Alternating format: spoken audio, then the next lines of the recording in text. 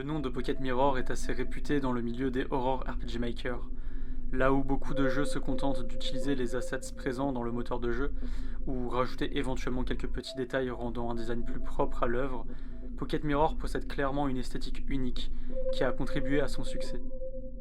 Dans un style à la fois onirique et victorien, très coloré dans les zones du début, se voulant chaleureuse, plus l'on progresse dans l'aventure et plus l'univers est obscur, sale, cassé, jusqu'à être humide et étouffant, puis totalement majestueux, rendant ce jeu véritablement unique pour ses détails qui font son identité.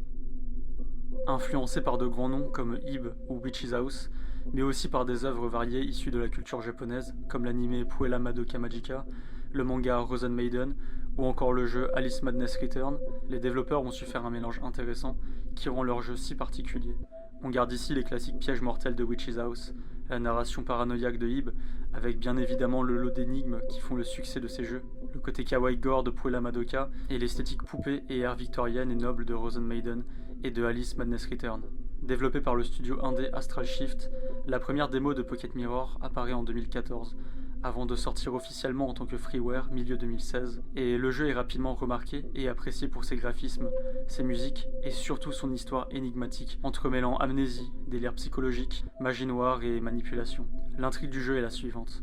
Les événements de Pocket Mirror prennent place dans un monde mystérieux où le joueur doit guider le personnage principal dans sa quête pour retrouver sa véritable identité. Pour cela, elle devra traverser des moments autant dramatiques qu'amusants et rencontrera plusieurs personnages durant tout le jeu. L'histoire du jeu repose sur le symbolisme et les indices dissimulés tout au long de l'aventure, le tout divisé en deux sous-intrigues principales, bien qu'il existe de nombreuses sous-intrigues supplémentaires, moins pertinentes à découvrir. Pocket Mirror nous fait donc incarner une jeune fille se réveillant dans une pièce étrange, ne connaissant ni son nom, ni l'endroit où elle se trouve. À côté d'elle se trouve un petit miroir de poche, ainsi qu'un autre plus grand sur un mur proche. En interagissant avec, la jeune fille est choquée de voir qu'elle n'a pas de reflet. Ce sera là le point de départ de notre aventure dans Pocket Mirror. Comprendre qui est le personnage que nous jouons et pourquoi elle a perdu la mémoire. Pour y arriver, il faudra résoudre diverses énigmes dans des pièces déroutantes, tout en devant éviter la mort nous guettant au travers de pièges variés, tentant de barrer notre progression, ou bien en faisant attention à nos actions envers les différents personnages que nous allons rencontrer tout au long du jeu, qui représentent un danger pour la vie de notre héroïne. En fonction des choix que l'on fait ou que l'on ne fait pas, qui nous sauvons ou non, de bonnes comme de mauvaises fins pourront être débloquées.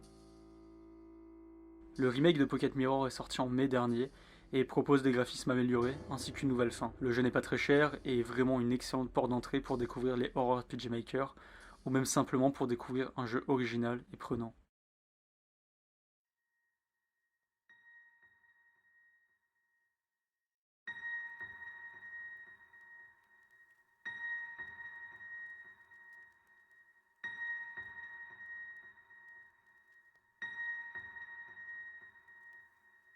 Garde tes souvenirs dans ton cœur, ne t'en sépare jamais, tu m'entends? Tels sont les premiers mots de Pocket Mirror.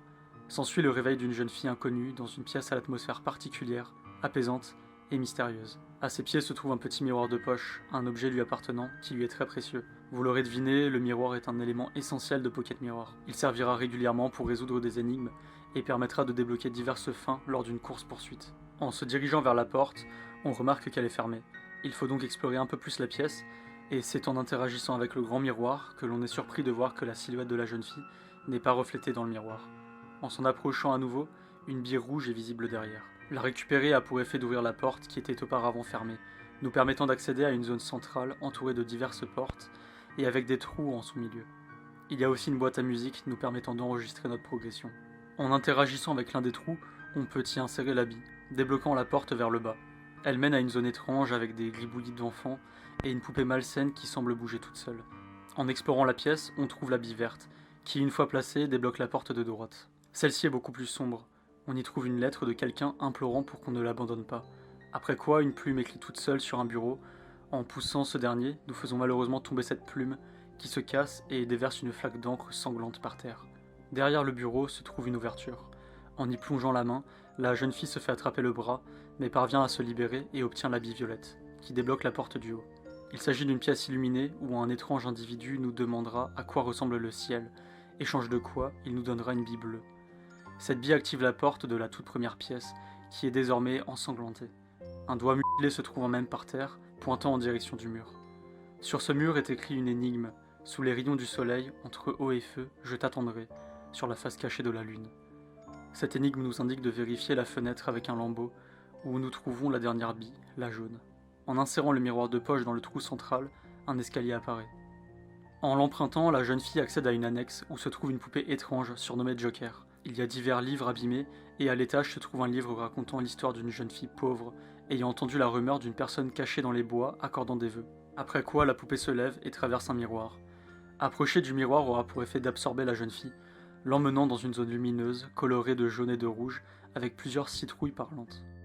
Cette première zone résume bien ce que Pocket Mirror va nous réserver, des énigmes intrigantes disposées dans des zones aux thèmes changeants, et où l'ambiance peut passer du mignon et rassurant à obscur et oppressant.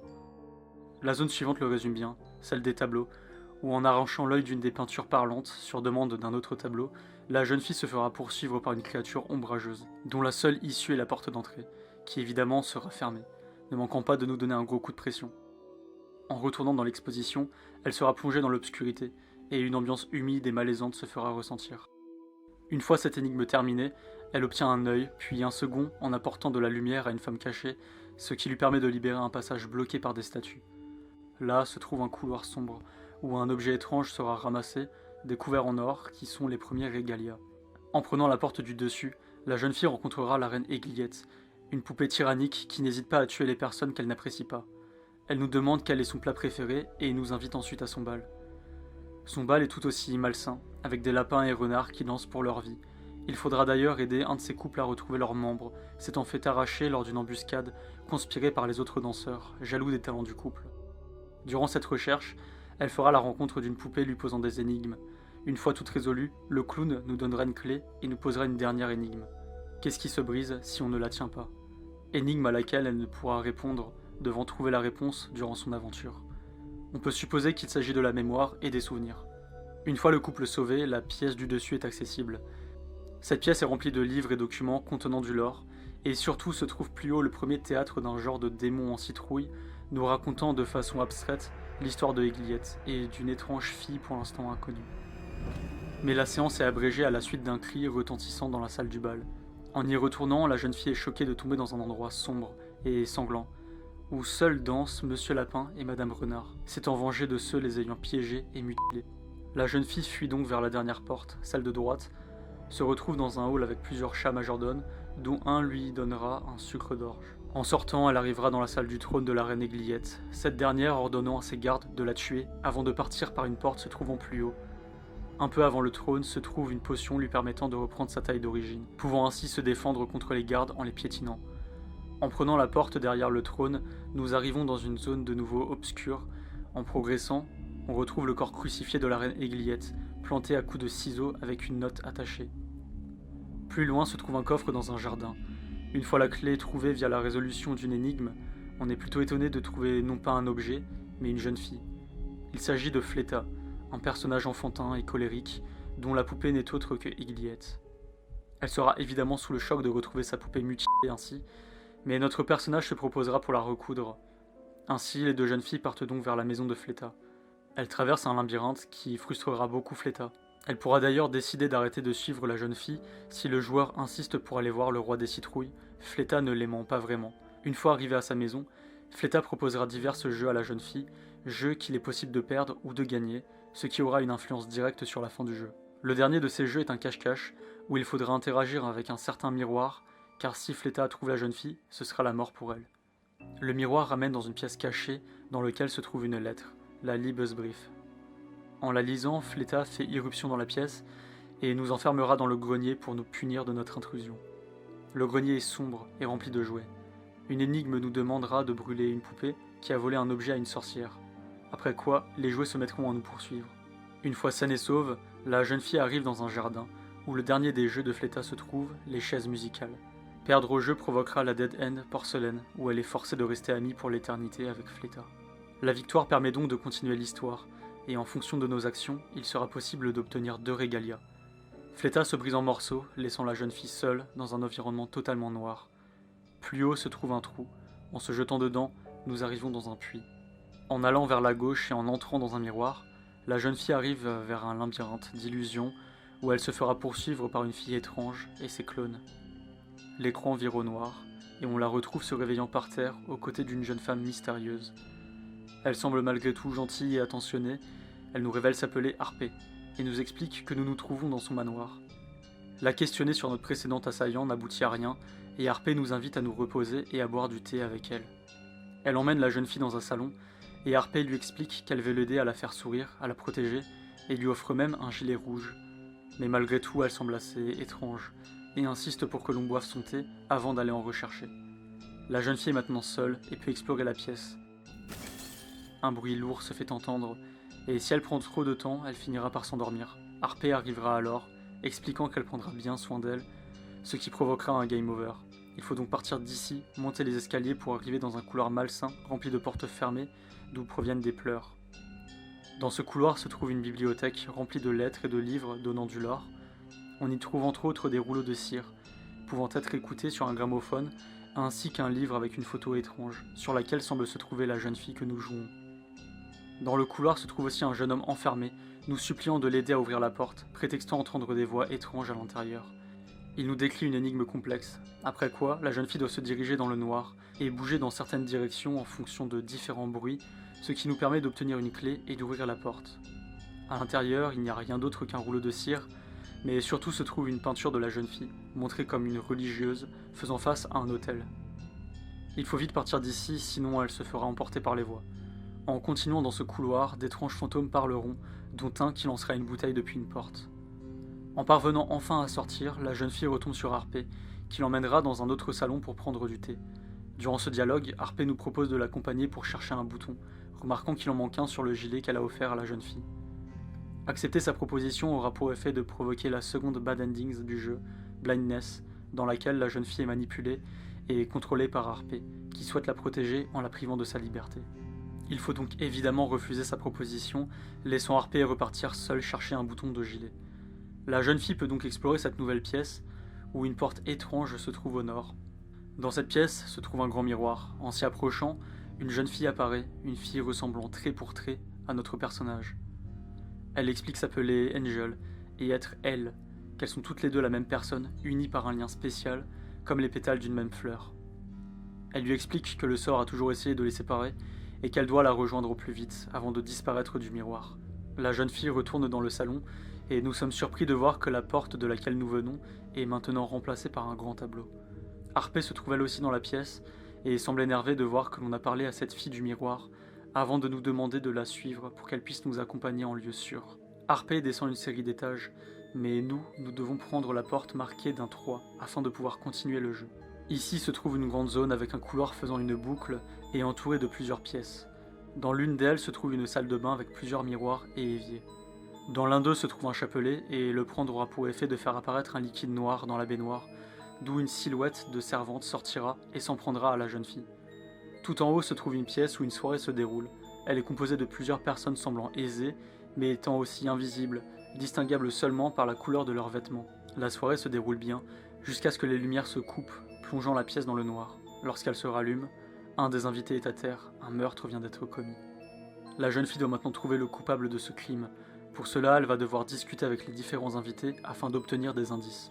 Quand le joueur pense avoir trouvé le coupable, il faut se rendre devant la salle du crime et parler au majordome, lui annonçant que nous savons qui est derrière ce meurtre.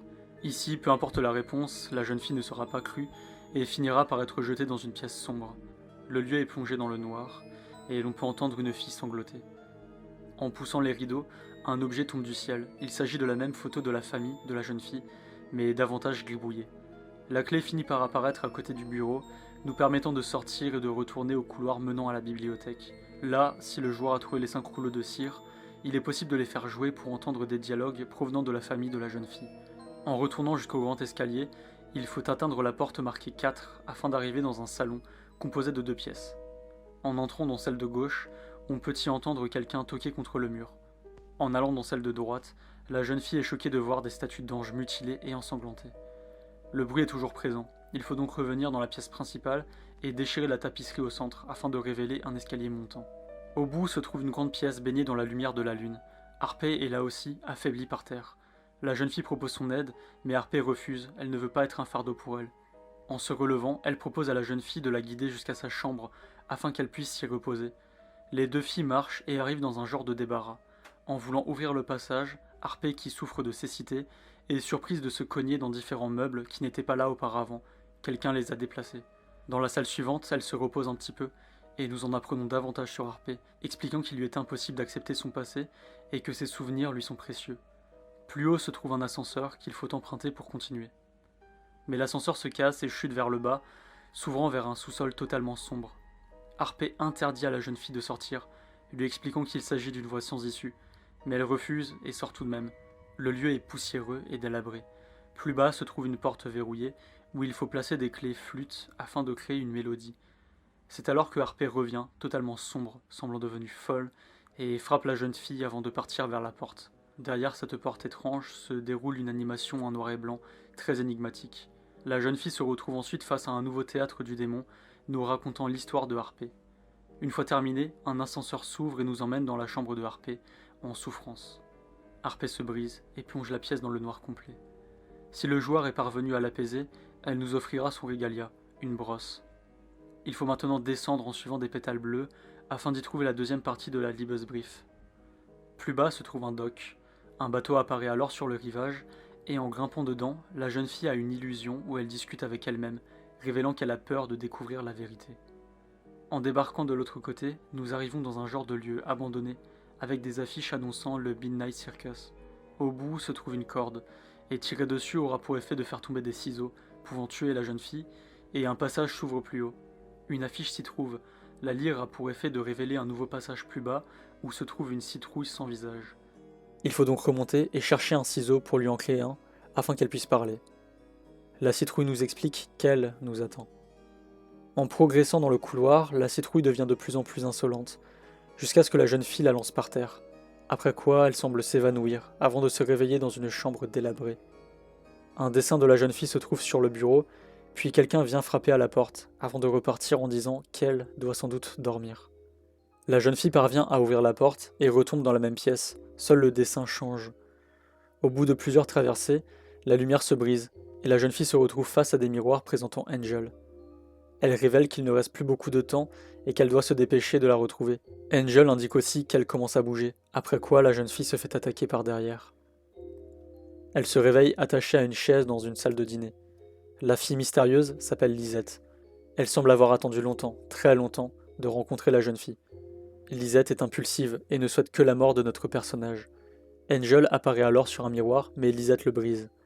La jeune fille ne peut pas parler, se faisant couper la parole par Lisette, mais elle parvient finalement à la raisonner en lui expliquant qu'elle s'était rappelée de son nom. Étrangement, elle libérera la jeune fille, qui parviendra à traverser le miroir brisé, arrivant face à une crevasse profonde d'où une corde descend. La descente nous fait traverser un puits psychédélique, une illusion devenant de plus en plus malsaine au fur et à mesure de la descente, jusqu'à ce que la corde soit coupée à coups de ciseaux, faisant chuter la jeune fille au fond de l'eau. Elle parviendra à nager jusqu'à un escalier en bois, et des lettres venant de l'eau viendront menacer la jeune fille.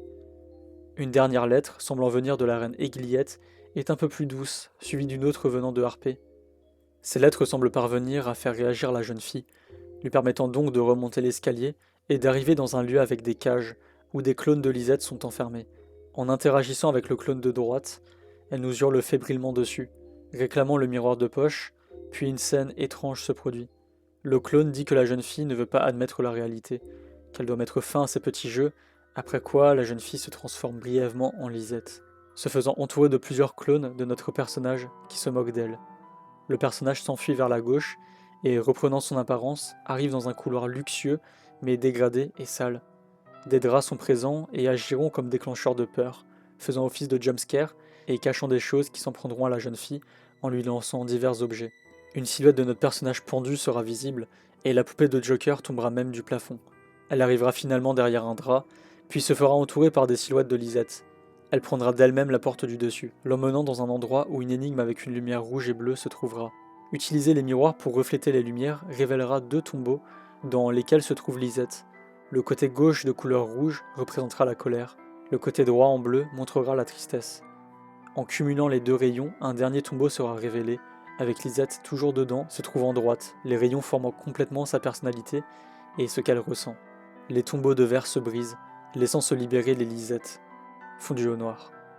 La jeune fille se trouve à nouveau dans un endroit inconnu, ces lieux devenant de plus en plus humides et sales à mesure qu'elle s'engouffre vers la vérité.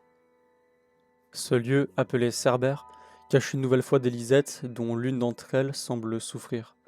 La seule en mesure de parler s'énerve et coupe la parole de la jeune fille. Elle l'accuse de s'en être pris à Lisette et lui reproche de ne jamais rien donner, symbolisant cela par le fait que la Lisette de gauche semble souffrir de faim. La jeune fille lui donne alors le sucre d'orge, indiquant vouloir l'aider, suite à quoi Lisette disparaît. La suite de la zone est composée de divers moments oniriques et déroutants, où la jeune fille change d'apparence, voire de personnalité. Elle arrive finalement dans la cour d'un cirque, où se trouve à nouveau le Strange Boy, qui lui présente le théâtre de Lisette. Il y a d'ailleurs une référence intéressante au voyage dans la lune, visible sur le chariot. Mais cette pièce est interrompue par l'arrivée de Lisette, qui s'en prend à la jeune fille. Ici, nous avons un choix, dont l'un nous provoque une dead end. S'ensuit une course-poursuite intense où Lisette et ses clones tenteront d'attraper la jeune fille. Finalement, à bout de souffle, la jeune fille tombe à terre et Lisette, se rapprochant dangereusement, finit par, non pas par l'attaquer, mais semble fusionner en elle. Un nouveau choix nous est possible, celui de l'aider. Répondre oui nous permettra d'atteindre la good ending, alors que répondre non provoquera la mauvaise fin. Après ce choix, beaucoup de choses se déroulent. La jeune fille se fait attacher par des chaînes, puis se fait écraser par des mains gigantesques, étant a priori celle de Lisette, avant d'entrer dans une bouche. Elle traverse une zone organique, puis un couteau vient créer un passage dans lequel se trouvent d'autres lettres, ouvrant une porte invisible derrière laquelle se trouve une imposante église. L'intérieur est rempli de fleurs, ainsi que des clones de Lisette qui sont face à un cercueil dans lequel se trouve le corps de la jeune fille. Là, la vue se brise et laisse place à une Lisette gigantesque, écrasant de sa main la jeune fille. La jeune fille se réveille dans un labyrinthe de miroirs. Le but ici est de trouver une paire de ciseaux, puis de trouver un miroir n'ayant pas de réflexion. Mais évidemment, plusieurs Lisettes se cachent ici et tenteront d'arrêter la jeune fille. Une fois la paire récupérée et le miroir traversé, il faudra en traverser un autre, nous menant face à une Lisette attachée contre un miroir. Après la disparition de Lisette, la vue, contrairement à d'habitude, ne se brise pas, mais aveugle par une lumière vive. La jeune fille se retrouve alors dans une maison propre et lumineuse, très chaleureuse, où vont se trouver tous les personnages qu'elle aura sauvés. Dans une de ces pièces se trouve un grand miroir caché d'un drap, d'où la jeune fille appelle Angel. Cette dernière parvient à briser le miroir et y emmène notre personnage. Angel raconte qu'elle se sent soulagée et l'invite à la suivre afin de pouvoir une bonne fois pour toutes sortir. D'étranges événements se passent, provoqués par le Strange Boy, ce qui énerve beaucoup Angel, qui ne parvient pas à se contrôler, et finit par laisser la jeune fille seule, lui indiquant qu'elle doit régler quelque chose. En la suivant, une étrange salle apparaît. Dedans s'y trouve un miroir imposant, nous montrant le théâtre de Angel. Ici, nous y apprenons son histoire, l'histoire d'une jeune fille créée uniquement dans le but de voler le miroir de poche. Angel fut créée de toutes pièces par le Strange Boy, afin de tromper notre personnage pour lui voler son miroir, en échange de la vie et de la liberté. La jeune fille est choquée de voir que celle qu'elle pensait être son amie n'avait que pour objectif de lui voler son bien. Elle finira par la confronter, et selon nos actes et nos choix durant tout le jeu, l'une des 5 fins se déclenchera.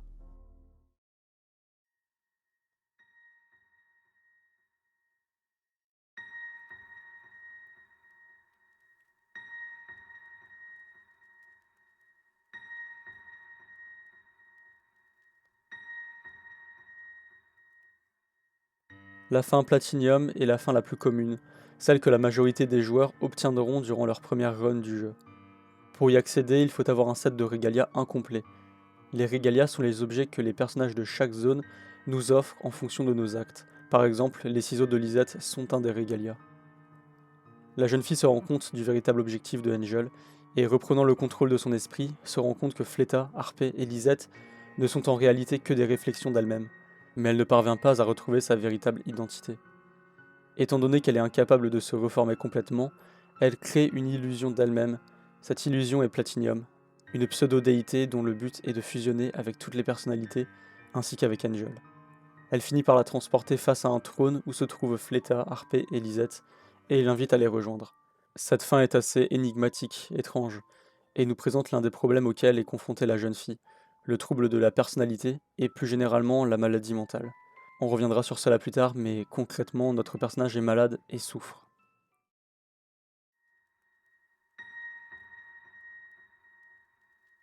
La fin Little Goodies to Choose est l'une des plus intéressantes et nous permettra d'en apprendre beaucoup. Pour obtenir cette fin, il faudra obtenir tous les Regalia. La jeune fille confronte à nouveau Angel.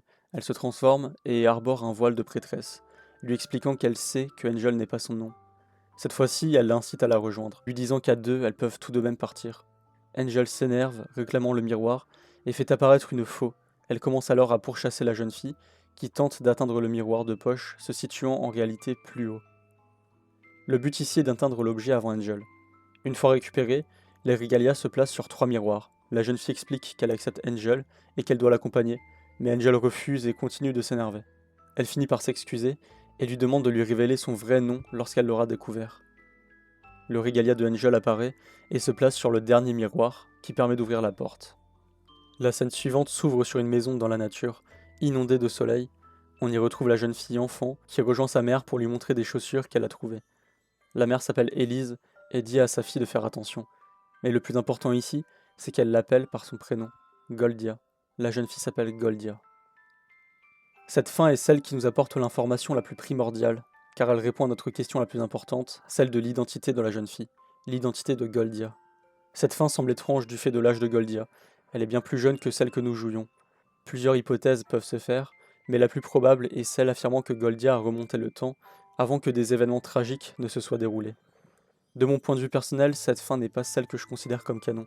Le côté retour vers le passé me semble étrange, et l'on verra par la suite que simplement retourner dans le temps ne peut pas tout résoudre. Ainsi, celle que je considère comme canon est la suivante.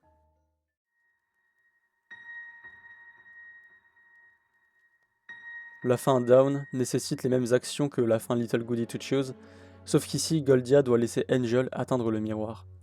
Cette dernière se moque de Goldia, lui disant qu'elle était naïve et que elle pourra devenir une réelle fille. Malgré tout, elle commence à se briser et finit par disparaître. Car en effet, Angel ne reste que la création du Strange Boy, un être manipulateur qui lui a donc fait croire que le miroir lui permettrait de vivre. Mais Angel n'est pas la seule à se briser. Le 4e miroir se casse à son tour. Malgré tout, la porte s'ouvre et Goldia y entre. Goldia se réveille dans une chambre. En l'explorant, on trouve sur son bureau un rapport médical, le sien. On y apprend qu'elle se trouve dans un hôpital psychiatrique et on peut y lire son diagnostic qui est assez compliqué, avec entre autres un trouble dissociatif, une démence précoce et de la folie. Les termes peuvent sembler très durs, et ils le sont, mais il ne faut pas oublier la date visible, qui est 1878. En s'approchant de la fenêtre, Goldia admire l'extérieur et sourit, tout en tenant le miroir de poche auprès d'elle. Elle semble donc guérie de ses problèmes, et l'avenir est prometteur. Mais le fait que le miroir de poche soit toujours présent et en sa possession pourrait indiquer que la malédiction est toujours en elle, qu'elle n'est pas vraiment libre.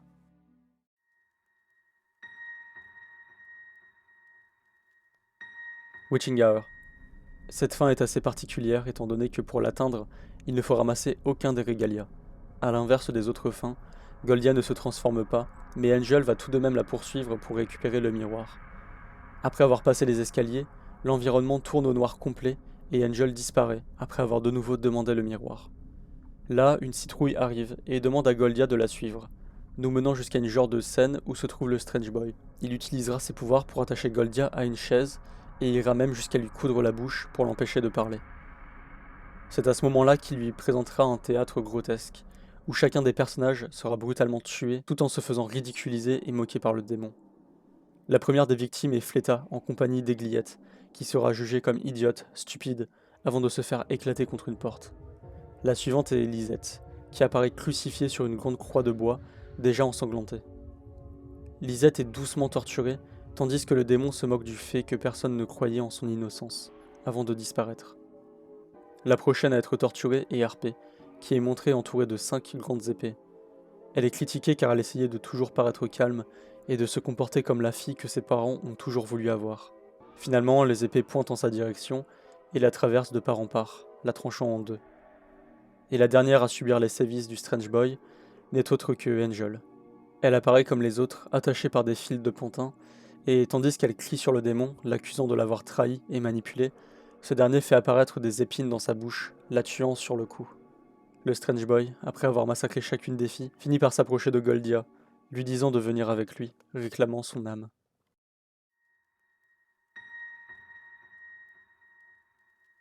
La nouvelle version de Pocket Mirror n'a pas qu'apporté une refonte graphique, mais aussi une toute nouvelle fin, Appelée Shattered Legends, cette conclusion ne s'obtient qu'en New Game Plus, mode qui se déverrouille lorsque l'on finit le jeu avec une des 4 fins normales. Pour accéder à cette fin, il faut être entré dans une pièce appelée la chambre d'Henri, qui s'ouvre en utilisant 3 clés bleues, se trouvant respectivement dans un livre dans la bibliothèque de Fleta, en écoutant le rouleau de cire numéro 3 dans le manoir d'Arpé, et la dernière se trouvant dans la pièce où Goldia est jetée lors de l'accusation de meurtre, toujours dans le manoir de Harpé. Une fois les 3 clés obtenues, il est possible de déverrouiller la porte située dans la zone du crépuscule. A noter que l'on n'obtient cette fin que lorsque Goldia ne possède qu'un seul et unique Regalia, autre que celui d'Aigliette. Il faut ensuite continuer le jeu jusqu'à la fin. Là, nous retrouvons Angel, qui parvient à manipuler Goldia, lui promettant que si elle lui donne le miroir, elle pourra les réparer, faire en sorte qu'elle ne soit qu'une seule et même personne. Évidemment, Angel ne tiendra pas parole, et se moquera directement de Goldia, avant de faire apparaître sa faux et de tuer la pauvre fille. Alors que le corps sans vie de Goldia traîne par terre, le Strange Boy apparaît pour féliciter Angel, et lui demander le miroir, ce qu'elle refuse évidemment de faire. Au même moment, un étrange personnage habillé de bleu s'avance. Angel ne comprend pas ce qu'il se passe, et par peur pour sa vie, décide d'attaquer le démon, qui parvient à éviter l'attaque de peu. C'est alors que le monde se brise, tout comme Angel, qui finit en éclats, n'étant pas parvenue à obtenir ce qu'elle désirait, le bonheur. S'ensuit une discussion entre les deux personnages, dont on apprend le nom de celui en bleu, qui se nomme, vous l'aurez deviné, Henri. Le plus horrible dans tout ça, c'est que Angel, bien que brisé en morceaux de verre, est toujours en vie, piégé dans cette prison de glace. Henri parvient à convaincre le démon de la laisser en vie, et de la conserver en tant que trophée pour sa collection d'âmes perdues. Il existe donc un total de 7 fins pour Pocket Mirror, les 5 que je viens de citer considérées comme des fins normales pour les 3 premières, et secrètes pour les fins Witching Hour et Shattered Delusions. Les 2 autres sont les bad endings Porcelain et Blindness, que j'ai cités précédemment, et qui s'obtiennent en faisant les choix ou actions respectivement dans la zone de Fleta et dans la zone d'Arpé. Je disais précédemment que je considérais la fin Down comme canon, la true ending, mais il n'existe pas de vraie fin dans Pocket Mirror. C'est à chacun de choisir ce que l'on préfère et de la considérer comme la meilleure possible pour l'histoire. Malgré tout, la fin Down est quand même référée comme la true ending, mais seulement dans les fichiers du jeu. Rien n'est officiel et il est possible que les développeurs l'aient envisagée comme étant la vraie, mais sont revenus sur leur décision. Ces différentes fins nous ont permis d'en apprendre davantage sur tous les personnages et éléments du jeu, de savoir de quoi souffre Goldia, et surtout de connaître son véritable prénom. Maintenant, il reste à comprendre qu'est-ce qui l'a mis dans cet état, et pour quelle raison.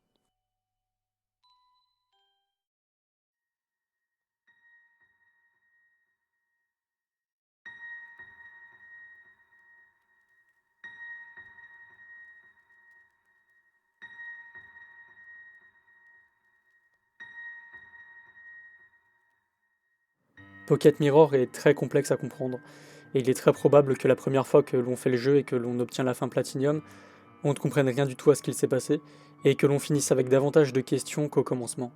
Le plus mystérieux reste les personnages, comprendre qui elles sont et ce qu'elles veulent de Goldia.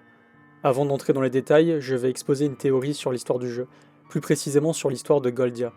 Pour cela, je vais m'appuyer des 2 fins qui sont les plus intéressantes selon moi, la fin Little Goody to Choose et Down. La première des fins nous permet d'apprendre le nom de notre personnage, se nommant Goldia. On peut plus ou moins le deviner vers la fin du jeu via le menu pause, où son nom apparaît progressivement lorsque l'on récolte les différents Regalia, sans pour autant avoir la toute dernière lettre permettant de le connaître officiellement. La seconde nous permet de voir Goldia dans une pièce que l'on a plusieurs fois traversée dans le jeu, qui est en fait sa chambre d'hôpital. Un bureau se trouve un peu plus haut, sur lequel est posé un document de santé nous procurant diverses informations sur Goldia. On y apprend entre autres son nom complet, Goldia D. Eilish, sa date de naissance, le 16 juillet 1862, ainsi que son année d'admission dans un hôpital autrichien, en 1878. Plus intéressant encore, on y découvre que ses parents sont décédés, et surtout qu'elle souffre de divers troubles mentaux qui seront la base de Pocket Mirror, souffrant de démence précoce, un ancien terme médical désignant la schizophrénie, de dissociation de la réalité et de l'identité, de bipolarité, ainsi que de folie générale. Goldia a donc un mental très affaibli et a été admise en hôpital à l'âge de 16 ans. Il est estimé que durant la fin Down, et donc durant le jeu, Goldia a environ 20 ans, elle serait donc internée depuis près de 4 ans.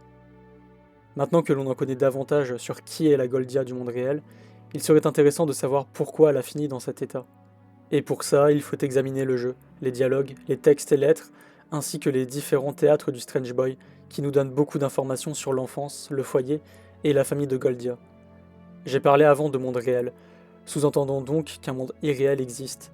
Bien entendu, il s'agit du monde que l'on parcourt durant l'aventure de Pocket Mirror, qui est en fait une illusion créée par Goldia à cause de ses troubles mentaux et de sa dissociation de la réalité. Sa psyché étant tellement atteinte à cause de ses traumatismes, elle a dû créer tout un monde pour se protéger, et pour finalement trouver en quelque sorte une guérison et une rédemption. Tout ça lui est possible grâce au miroir de poche, possédant des pouvoirs mystérieux. La Goldia que nous contrôlons tout au long du jeu n'est pas la Goldia du monde réel. Il s'agit là d'une projection de son idéal, une image qu'elle interprète comme parfaite, qu'elle voudrait devenir. Elle est douce, amusante, jolie et raffinée, gentille, compréhensive, calme, indépendante et autonome, endurante, intelligente, bref, elle n'a que des qualités. Elle est exempte de défauts pour une bien bonne raison, c'est que ce sont les personnages de Fleta, Harpé et Lisette qui ont hérité de ses troubles et imperfections. Ces trois personnages sont des reflets de la personnalité brisée de Goldia, à la fois ses défauts et ses peurs causés par ses traumatismes et blessures, l'ayant impacté au point de lui provoquer des troubles mentaux. Il est même possible que la Goldia de l'illusion ne s'appelle pas en réalité Goldia. Je m'explique. Au travers des dialogues, Goldia est nommée par des points d'interrogation, 4 pour être plus précis. Or, dans le nom Goldia, il y a 6 lettres, visibles d'ailleurs dans l'écran de pause. On pourrait s'arrêter là-dessus en disant qu'il ne s'agit là que d'un détail, mais pourquoi en mettre seulement lors des dialogues alors qu'il y en a 6 dans le menu pause? Et surtout, pourquoi lorsque l'on rencontre Fleta, 5 lettres, Harpé, 6 lettres, et Lisette, 7 lettres, elles sont d'abord présentées par 6 points d'interrogation. Selon moi, la Goldia du monde d'illusion ne s'appelle pas véritablement Goldia, étant comme les 3 autres filles, une projection de la personnalité de Goldia, ne pouvant donc pas avoir son nom. Je pense que les 4 points sont là pour indiquer qu'elle a un nom différent, par exemple Gold, afin de faire comprendre qu'étant exempte de défauts, elle est aussi une projection et donc incomplète. Le but non explicite du jeu est donc de rallier les défauts de Goldia avec sa personnalité parfaite, Gold, afin de pouvoir retourner dans la réalité et de vaincre ses troubles en les acceptant. Mais bien évidemment, Fleta, Harpé et Lisette, incarnant un mal certain, n'ont pas le même dessein. Elles veulent pervertir Gold en la manipulant et en la contrôlant, chacune d'une manière différente. Ces 3 personnalités représentent chacune une période de la vie de Goldia, l'enfance, le début de ses troubles psychiques et l'emprise totale de ces derniers. La première que l'on rencontrera est Fleta et sa poupée Egliette, représentant l'enfance de Goldia, étant immature, impulsive, égoïste, une enfant pourri gâtée. Fleta est donc une illusion créée pour combler la solitude de Goldia. Fleta souffre de solitude et fera tout pour garder Gold à ses côtés, montrant par là la douleur que ressentait Goldia face à l'abandon de sa mère, Élise, une femme malade qui s'enferme dans sa chambre, le rejet de son frère Henri qu'elle trouve dégoûtant et brutal, et par la non-présence de son père Roman, occupé par la guerre sévissant à cette période, lorsque Goldia n'était qu'une enfant. Egliette est d'ailleurs la poupée offerte par son père. On apprend dans un des textes du jeu que Goldia voulait une poupée, qu'elle aurait appelée du nom de sa seule amie, Claire, mais finalement elle gardera le nom d'Egliette, étant celui que son père a choisi afin de garder un lien avec lui, lui qui est si peu présent. D'ailleurs, Goldia rêve de pouvoir aller en ville pour pouvoir jouer avec d'autres filles. Elle se sent isolée chez elle, seule avec sa mère malade et son frère négligent, mais elle est tout de même suivie par un tuteur qui, malheureusement, décédera, laissant de nouveau Goldia seule. Et malgré que la disparition de ce dernier lui permette de pouvoir jouer dehors, la pluie viendra gâcher ce moment de liberté et la fera retourner dans sa solitude, se cachant dans la chambre de sa mère, dont elle a désormais accès pour une raison inconnue pour l'instant. Fleta fera tout son possible pour que Gold reste à ses côtés pour toujours, allant jusqu'à la menacer, mais elle fera cela toujours de façon capricieuse, tentant de la convaincre de façon maladroite. Fleta est donc la période permettant aux troubles de se développer à cause d'un foyer instable et d'une solitude la blessant profondément. Bien entendu, la quantité de troubles ne vient pas seulement de son enfance, mais aussi de sa mère, qui elle-même souffrait de différents maux, mais nous reparlerons d'elle plus en détail dans la vidéo. La deuxième personnalité est Harpé, représentant la préadolescence de Goldia, le moment où les troubles mentaux commencent à apparaître. Harpé représente la possession et le déni, la période durant laquelle elle voulait montrer aux autres qu'elle était stable afin de ne pas être un fardeau pour autrui. Harpé souffre d'ailleurs de cécité, symbolisant le déni vis-à-vis de sa maladie et de son état, Goldia ayant peur de décevoir et perdant confiance en elle-même. Dans le jeu, Harpé refusera toute aide qu'elle recevra et se vexera si on le lui impose, ne voulant pas être un fardeau pour autrui et pour les personnes qu'elle aime. D'ailleurs, Harpé appellera Goldia « mon enfant » plusieurs fois, chose que Goldia a déjà fait pour mentionner Fleta, montrant qu'au fur et à mesure que nous progressons dans le jeu, Gold évolue, acceptant la phase qu'elle vient de traverser, en l'occurrence Fleta et l'enfance. A l'inverse de Fleta, Harpé tentera d'envoûter, de posséder Gold pour elle-même, en la manipulant et en allant même jusqu'à essayer de la droguer via une substance présente dans le thé qu'elle prépare. Un autre détail pertinent est celui des bruits d'aiguilles et d'horloges présents dans les différentes salles du manoir, qui pourrait symboliser le fait que les douleurs et la maladie que Goldia tente de cacher aux autres est inéluctablement sur le point de ressurgir, que ce n'est qu'une question de temps avant qu'elle ne tombe dans la folie et la souffrance à force de se voiler la face et de ne pas vouloir ou pouvoir être aidée. En somme, elle fuit la réalité, ne l'acceptant ou ne la comprenant tout simplement pas. La troisième et dernière personnalité est celle de Lisette, représentant la phase adolescente de Goldia. Étant la dernière personnalité que l'on rencontre, on peut s'imaginer qu'il s'agit là de la phase où Goldia est consciente de sa maladie, de sa situation, totalement contrôlée par ses troubles, la rendant violente et agressive, car totalement en désillusion avec la réalité.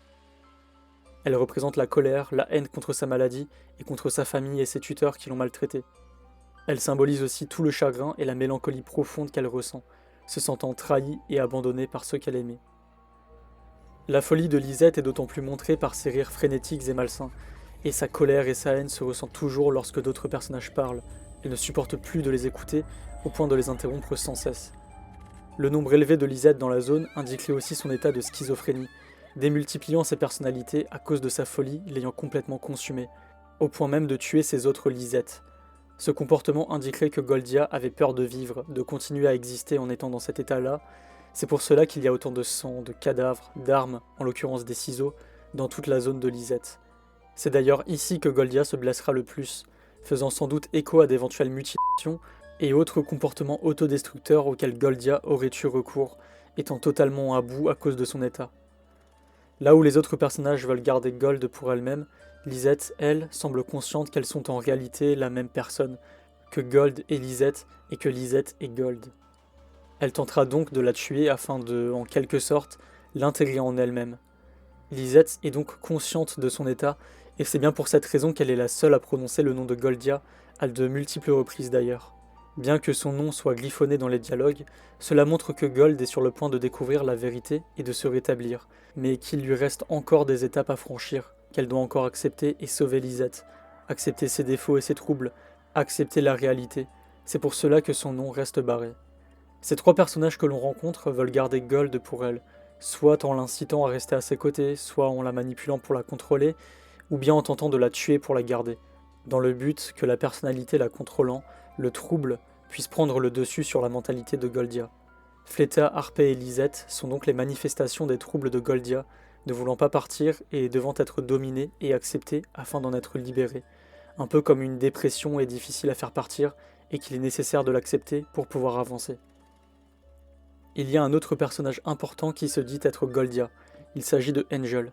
Bien qu'elle dise directement à Gold qu'elle s'appelle en réalité Angel, car ce sont toutes les deux la même personne, elle n'est pas une personnalité de Goldia, elle est la création du démon, du Strange Boy, qu'il a créé pour manipuler Gold à lui donner le miroir de poche, qui, vous l'aurez compris, est un élément central du jeu dont on va reparler très vite.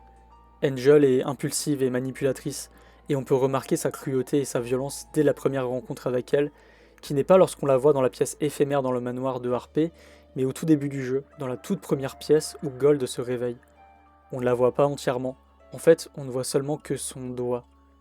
Lorsque l'on revient dans la première pièce du jeu après avoir placé l'orbe bleue, l'endroit est en désordre, rempli de sang et avec un doigt par terre.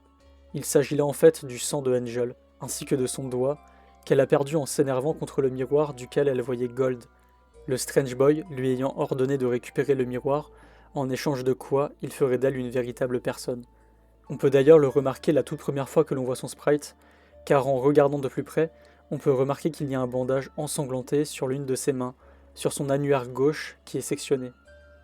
Angel est donc le pantin du Strange Boy, ce démon qui en a après le miroir de poche de Gold. Mais pourquoi ce miroir est-il si important, que ce soit pour Gold ou pour le démon? Pour comprendre ça, il faut découvrir d'où vient ce miroir et qui l'a donné à Gold. Elise est donc la mère de Goldia et l'une des causes de tous les troubles et problèmes de sa fille, car en effet, le passé de Elise a condamné celui de Goldia. Lorsqu'elle était plus jeune, Elise était une jeune fille vivant dans un petit village en Allemagne. Elle était ambitieuse, mais très pauvre, dormant dans le froid et travaillant très dur, rêvant de pouvoir manger à sa faim et d'avoir un meilleur destin. Un jour, une femme âgée lui raconta une rumeur, celle d'un étrange personnage caché dans la forêt qui exaucerait les vœux. La jeune Élise, alors âgée d'environ 17 ans, partit alors à la recherche de cette personne mystérieuse, accompagnée d'une certaine Rosemary, une de ses amies. Son aventure en quête de vœux est le sujet principal de la préquelle de Pocket Mirror Little Goody Two Shoes. Élise réussit à trouver l'étrange exauceur de vœux qui se révèle être le Strange Boy, mais perdit en chemin son amie Rosemary qui mourut. Son souhait de bonheur et de richesse pour sa famille et elle-même lui coûtera le nom de sa fille. Elle condamnera donc Goldia en donnant son existence au Strange Boy. Élise continua sa vie et obtint ce qu'elle voulut. Elle se maria à un certain Roman, un militaire gradé, homme riche et de renommée, peu présent avec sa famille car occupé par les guerres sévissantes en Europe. Élise se maria d'ailleurs avec lui seulement pour son statut et sa richesse, ne l'aimant pas réellement. Le couple eut 2 enfants, des jumeaux, Henri et Goldia. Mais malgré tout, Élise n'était pas heureuse et finit peu à peu par sombrer dans la folie et la mélancolie. Depuis la mort de son amie Rosemary, cette dernière l'a hantée. Elle entendait sa voix, et il arrivait même régulièrement que Henri et Goldia surprenaient leur mère, parlaient au mur et pleuraient. Élise devenait de plus en plus sombre, adoptant des symptômes de schizophrénie, et avec l'absence régulière de Roman, le foyer devint véritablement chaotique. En plus de cela, ayant défié le pacte du Strange Boy, ce dernier vint la hanter dans ses rêves dans le but de la faire flancher. Les différents fragments qui forment la Liebesbrief, la lettre d'amour destinée à ses enfants, et particulièrement à Goldia, nous permet d'en apprendre plus sur le ressentiment de Élise vis-à-vis de cette malédiction. On y apprend qu'elle est mourante, et qu'elle regrette d'avoir sacrifié sa fille pour obtenir le bonheur. Elle est tourmentée par ses actes, et lui demande le pardon. Elle ajoute aussi qu'elle doit garder ses souvenirs proches de son cœur, ce qui est la phrase du début du jeu.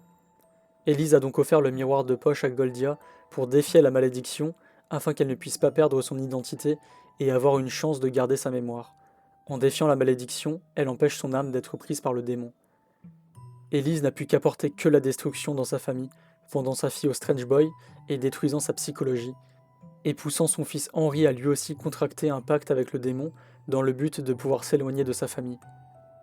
Bien qu'à l'inverse de sa sœur jumelle, Henri ne fut pas maudit par sa mère, il n'était pas un enfant comme les autres. Le pacte d'Élise n'a pas eu de conséquences seulement sur sa propre santé et sur la vie de sa fille, mais aussi sur son fils. On peut imaginer qu'après ce pacte, le développement de sa mélancolie la changea intérieurement au point que ses enfants en sont impactés, car en effet, bien que Henri ne fût pas maudit, il fut touché par un autre fardeau, celui d'entendre les morts durant la nuit et de pouvoir parler avec eux. De ce fait, Henri était très renfermé sur lui-même, se terrant dans sa chambre et écrivant beaucoup, ce qui dérangeait beaucoup la pauvre Goldia, qui se sentait davantage seule de ne pas pouvoir bien s'entendre avec son frère. Dans un des audios que l'on peut écouter dans la librairie de Harpé, on peut entendre Henri raconter qu'il est au courant du contrat de Élise avec le Strange Boy, révélant qu'il pense que ce soit mieux que Goldia se fasse enlever par le démon, ne supportant pas que sa sœur ne le reconnaisse plus, et la préférant morte que mentalement brisée. Il termine en disant qu'il l'aime et espère la revoir un jour. Un théâtre basé sur Henri est sorti en 2020. Dedans, on apprend qu'après la mort de Élise, les choses se sont compliquées. En effet, c'est à ce moment-là que la mentalité de Goldia chuta complètement, ce qui permit à la malédiction de prendre forme et de diviser son esprit en 3 parties, correspondant à Fleta, Harpé et Lisette. Elle ne reconnaissait plus son frère. En même temps, son père faisait comme si tout se passait bien, ne voulant pas dégrader les relations avec les autres familles nobles. Cet environnement instable poussa donc Henri à contracter un pacte avec le Strange Boy dans le but de s'éloigner de sa famille. Il donna son nom en échange. Une théorie importante de la première version de Pocket Mirror avançait que Henri serait en réalité le Strange Boy.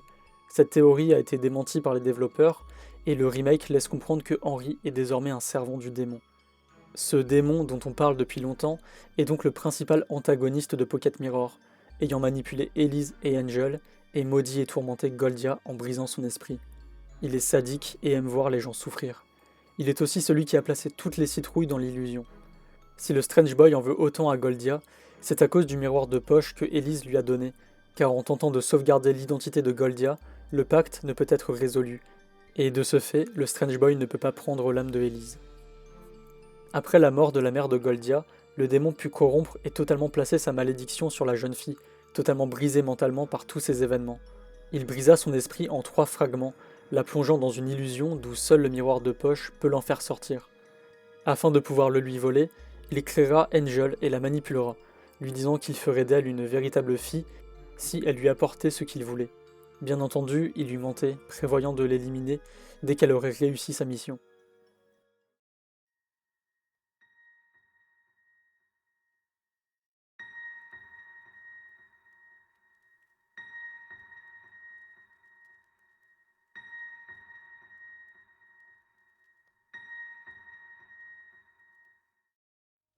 Pocket Mirror nous raconte l'histoire de Goldia, une fille brisée et maudite par sa mère, ayant conclu un pacte avec un démon en échange du nom de sa fille.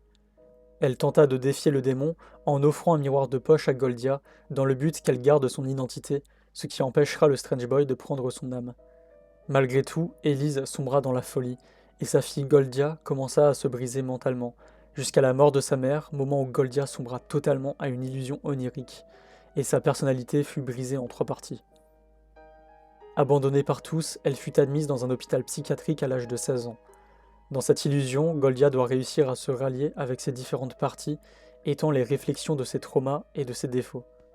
En plus de cela, une mystérieuse fille nommée Angel tentera de la manipuler afin de lui reprendre son miroir de poche. Dans le but de retrouver la mémoire, Goldia devra sauver Fleta, représentant son enfance, Harpé, sa préadolescence, et Lisette, son adolescence et le moment où sa maladie explosa complètement. Les sauver lui permettra de récolter des régalias, des objets lui appartenant et étant des fragments de sa mémoire. Au fur et à mesure de sa progression, Goldia va vouloir comprendre pourquoi elle est dans cet état-là, se rendant compte de sa souffrance et de l'illusion qu'elle s'est créée au moment où elle fait face à une Lisette dominée et affaiblie, mais toujours enragée. Lisette dit elle-même qu'il s'agit d'une illusion dont elle ne fait pas partie. Elle se rend compte que tout cela se passe dans sa tête, dans la tête de Goldia. Ces personnalités qu'elle s'est inventées peuvent et doivent être contrôlées, car elles font partie d'elle. C'est d'ailleurs pour cela que lorsque nous sommes dans un groupe avec Fleta ou Harpé, nous pouvons contrôler et diriger la personnalité, car dans tous les cas, que ce soit Fleta, Harpé et Gold, nous jouons Goldia. Le fait de briser les personnages symboliserait la volonté de briser ses défauts, combattre ses troubles et ses maux, et aller de l'avant, ne voulant plus revenir en arrière, tout comme il n'est pas possible de retourner dans les zones explorées auparavant, étant celles des personnalités déjà combattues et acceptées. Il s'agit du passé et seul le présent et le futur rétablissement comptent. Chaque petit pas importe vers son rétablissement définitif. Et cette acceptation est montrée dans la zone du déjà-vu, où l'on peut voir Fleta, Harpé et Lisette rentrer dans des chambres, symbolisant par là le fait que Goldia accepte enfin ses troubles et défauts, qu'elle les accueille comme une part d'elle-même.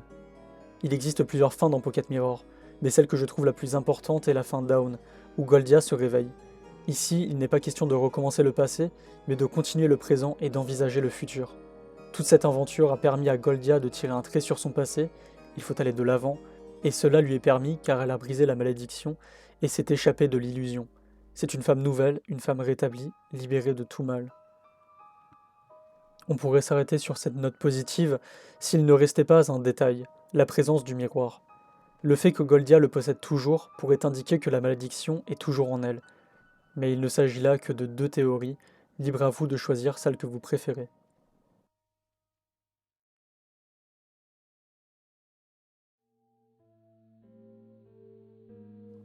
Pocket Mirror est un jeu incroyable et vraiment accessible. L'histoire est prenante et les personnages sont attachants, et je vous conseille vivement d'y jouer et de vous faire votre propre idée, ainsi que vos propres théories sur Goldia, ou sur n'importe quel autre personnage. Le jeu nous réserve encore sans doute des mystères, et la suite appelée Little Goody Two Shoes viendra éclairer davantage sur la vie de Elise, la mère de Goldia, ainsi que sur le Strange Boy. En tout cas, j'espère que cette vidéo vous aura plu, et je vous dis à très bientôt.